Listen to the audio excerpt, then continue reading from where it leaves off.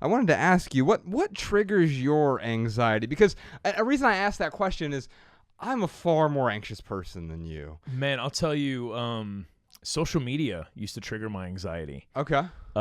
Before, like when I was following a bunch of people, which I still like following, I think, us on Twitter and on Instagram. I think I might be following Mariah on Instagram.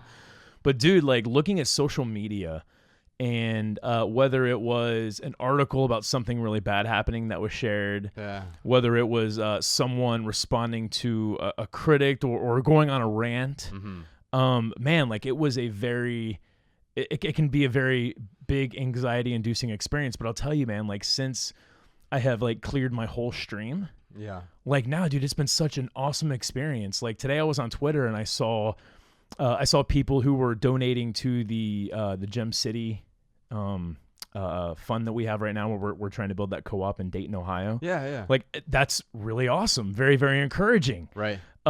Someone reached out to me and they're like, hey, I was listening to that podcast where you lost your AirPods, and you can go and actually go on the Find My iPhone app and find your AirPods, which I really appreciate the tip. Don't get me wrong. Right. I mean, of course I went on and tried to do that, and I didn't get anything. But my point is that now, by changing my approach with social media, I'm able to like really enjoy that experience so much more, man. Yeah. I'm able to interact with people who comment a lot more. Where it used to be, so I don't get a ton of comments. It's not like I get 1,000 people reaching out to me a day, but I will get 5 to 10, 10 to 20 on some days.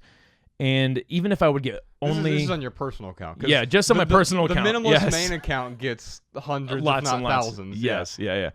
But now I used to see like just 5 notifications. Hey, you've got 5 notifications. People are mentioning you, and it would stress me out because I hadn't even gone through my feed yet, right, and like browsed through that yet. But now it's like that has 100% of my attention. Well, I hear Instagram added this feature of like you're all caught up now.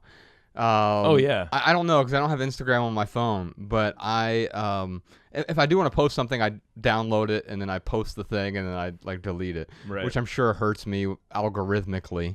But I don't give a shit. And we're not beholden to the algorithms. Yeah, right. We're not conformists. We're not mathematicians. This is a math podcast.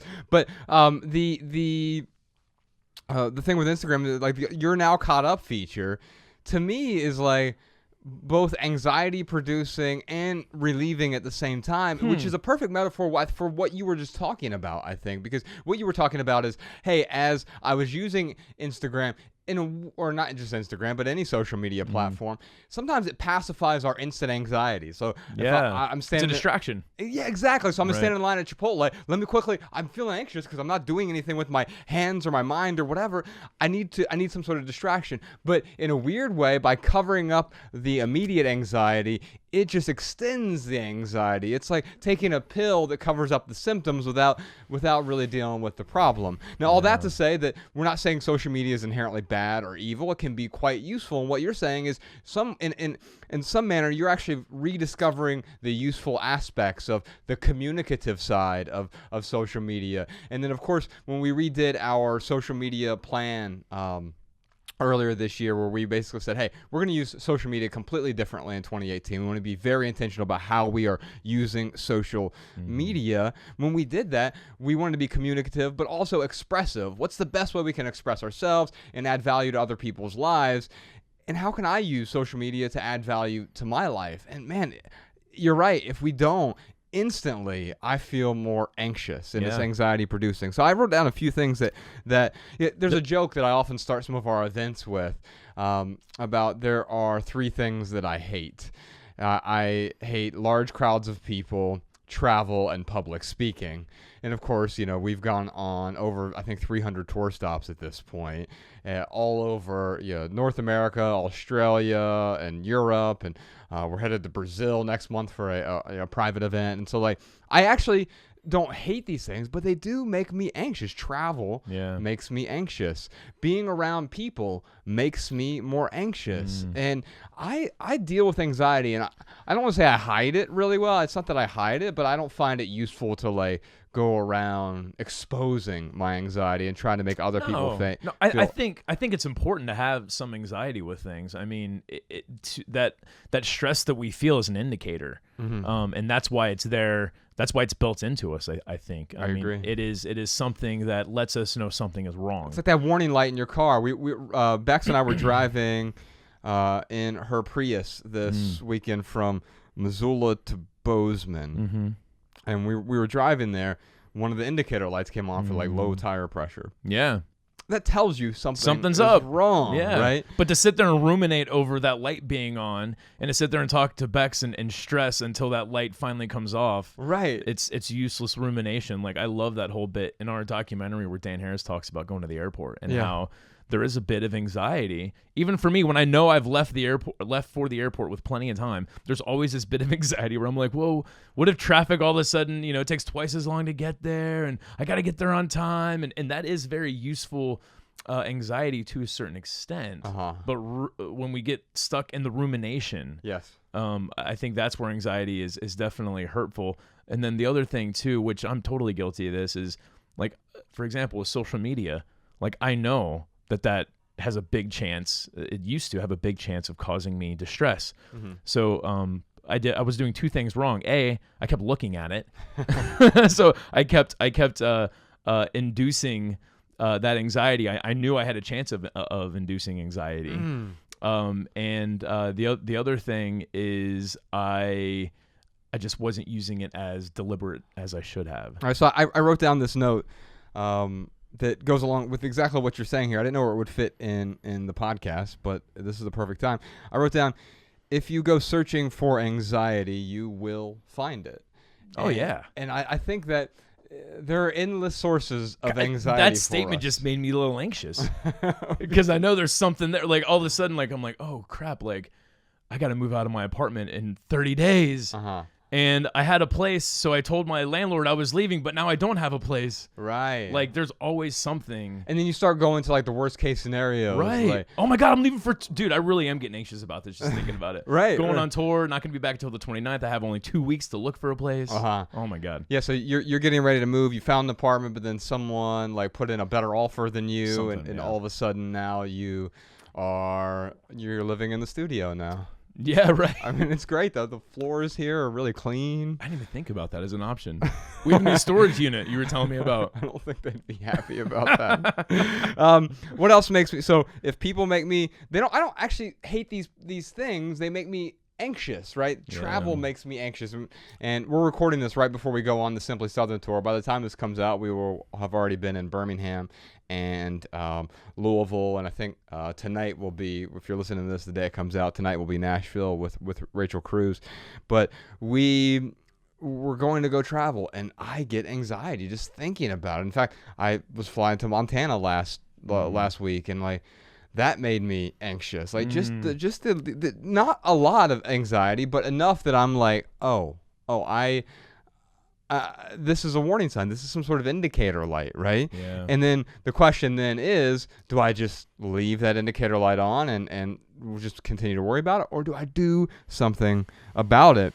Here are a few other things that make me anxious, stress me out. More than one cup on the table. That's true. In front of me. So I have OCD, right? Yes. I mean, like a doctor actually told me I have OCD, but I don't need a doctor to tell me that I walked down 49 steps from the parking garage this morning, literally, to get here, right? Yeah. There is an office on the other side of us where a guy has 6 pins on his desk this morning. And I'm like, what is he doing? Why doesn't he have 3? Right. That's the perfect number. Everyone knows the appropriate number of pins.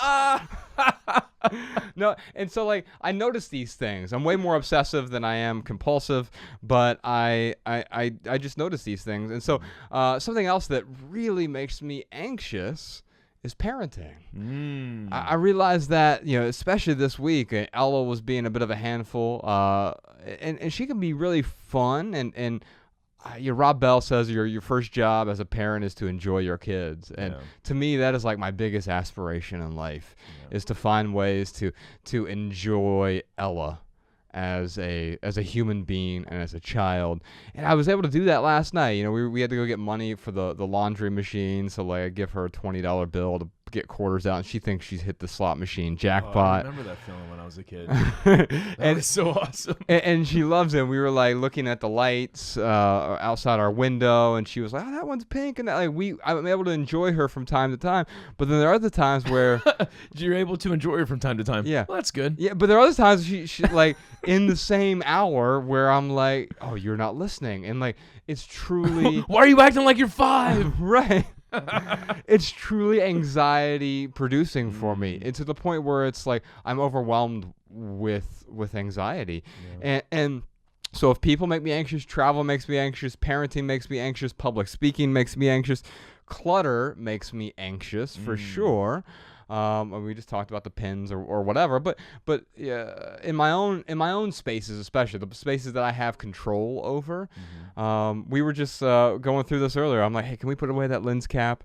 And can we put away Ryan's laptop? Which they weren't bothering anyone. They weren't ugly or anything, but these are just things that bother me. Yeah. Debt really stresses me out. Thankfully, Man. I haven't had debt in a long time. Yeah, that is, God, that's probably, when I think about all the stresses in my life, I think debt is by far the biggest stress I've ever put on myself. I can't think of anything else. That's a good one, man. Yeah, and it's the thing about debt is you just said it perfectly. It's a thing that we put on ourselves. Oh, right? yeah. Someone else generally doesn't pour debt on you. There could be some sort of medical thing. It's illegal.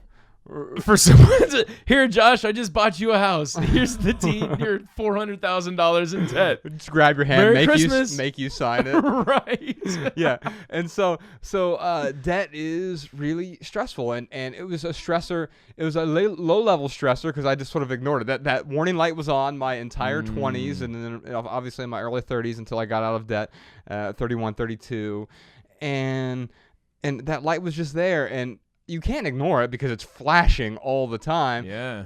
And so you just sort of pretend it's not there. It becomes part of your everyday existence. Flash, flash, flash, flash, flash, flash. I used to tell myself, because someone had told me, you know, it's good to have a little bit of stress. And that's what I would tell myself when I felt that indicator with the debt. Yeah. It's like, oh, well, I'm supposed to have a little bit of stress in my life. Yeah. But and you know, there are the majority of the people living in the United States are in debt. So you know, I'm not saying that if you have debt, like, you know, it's this is such a touchy subject for me, man, because what I want to say is yes, we put it on ourselves. Yes. And the amount of debt that I had that was giving me anxiety, it was too much debt. Yeah. And yes, that should have been an indicator for me to change it. Yeah, I think most people in the United States either have debt or have had debt at some point in time. Yeah. And if you have debt, you're broke. I mean, there's no other way to really say it. It means you can't afford the thing that you have. See, you're right? much more direct when it comes to debt than I am. But I'm saying this in a loving way, like the way I would say it to Ella when she's 15 or 16. Of course. And I would say, hey, if you have debt, you're broke. But here's the good news: we've all been broke or broken at some period in time. That's okay. What's not okay is to continue to be broke or broken without a plan to get out of that brokenness that we are experiencing. Yeah. And so being in debt can be okay if you have a plan to get out of it. There's no such thing as good debt. And I know we say that repeatedly. I can't wait to talk to Chris and Anthony and Rachel about this because I know, they'll agree, but they're money experts and they'll have a lot more to say about the topic in a way that's way more articulate than I can articulate it extemporaneously. But I think that by realizing that there is this anxiety, whether it is with the clutter or with parenting or with travel or with debt, whatever it might be, STD tests, those really give me anxiety. God, dude. It's like the worst anxiety. Yeah. Even though like... I mean, now it's okay because, like, we're monogamous, but yeah. Right. No, you know what, though? That's not true. I mean, it's true that we're monogamous. I was like, wait a minute. I didn't realize you and Bex had an arrangement, man. I mean, we'll talk about that in a separate episode, but it's more arranged than you might think. But anyway, there's when I look at STD testing. Like I was re-upping my life insurance. They send you to go do all the blood tests and whatever. And I have no reason to think I would have any sort of, I mean, I've done so many blood tests over the last 3 years. Right. But even then, I'm like waiting to get it back. And I'm like, what if they missed it all the other 17 times I've had an STD those things test? are only 99.9% accurate. Right. And what if I'm one of the 0.1%? And right. like that's, no, but it is true. Like that, those little things will cause stress for whatever reason. absolutely, man. And so So how do you deal with stress, man? So I think with these anxiety producing things, the reason I don't show it outwardly as much, in fact, when I do show it outwardly, it usually comes off as annoyance. And so people often think I'm annoyed by things. It's really because I'm anxious inside, right? But I work hard to not show it outwardly because that just makes other people anxious. I don't, Right. and that's not what I want. Is that if I ask myself, Right. what's my desired outcome? Well, I really want everyone else in the room to be anxious too. That's going to help my anxiety. No, of course not. That's going to make my anxiety worse. Imagine if everyone around you is super, super anxious. All of a sudden, you're going to even be more anxious. Even if you didn't start out anxious, you're going to have a heightened sense of anxiety. And so for me, it's you have one of two options there. You can remove the thing that produces your anxiety, and you can become an agoraphobe and lock yourself in your house, and then you're still, I mean, they're the most anxious people in the world still are the people who are agoraphobes, right? And I could totally see myself going toward that, like the Howard Hughes thing. He was the total agoraphobe, right? And so that's one option is, okay, well, I'll never travel ever again. Okay, I'll stop being a parent. I'm going to have to leave Bex and no more parenting for Ella because she just stresses me out too much. I'm too anxious with that. And so I'm going to get rid of that. With clutter, well, you know what? I'm just going to have to not own anything at all in my life, because anything that I own is going to make me anxious. I'm never going to speak in public again because that's going to make me anxious. So that's one way to try to deal with anxiety. That's not the best way to do it. Well, yeah, at that point you'd be setting the expectation that you're going to live your life stress-free or free of anxiety. Right. And that's a really bad expectation. Yes, and so some stressors, some anxiety is really useful. Those are those indicator lights that you talked about. And so for me, when I start feeling anxious about something, it means I need to take action. I need to be brave enough to lean into this and figure out what is actually making me anxious about parenting. What is actually making me anxious about travel? And then how do I deal with that? What is actually wrong with the car? When we were in Montana and that light came on, you know what? It was actually a bad indicator light. And so it wasn't, we stopped the car. What a metaphor, dude, because sometimes we're born with bad indicator lights. Exactly. And so I got out of it. We pulled over the side of I-90 and I got out, checked all the tires, make sure there was no problem. Or the sensor, it was a bad indicator sensor. Yeah, the sensor was off, I'm right? with you. Yeah, the sensor was off. And so what I did was I went around, I checked all of the lights or the tires, and they were all fine. And then we stopped a few miles down the road again and checked it, make sure everything was okay. And eventually the light went off. But now all that tells me is, hey, we need to go to the Toyota dealership and they have to reset the sensor or maybe replace the sensor. And so how do we replace our sensors in our own lives?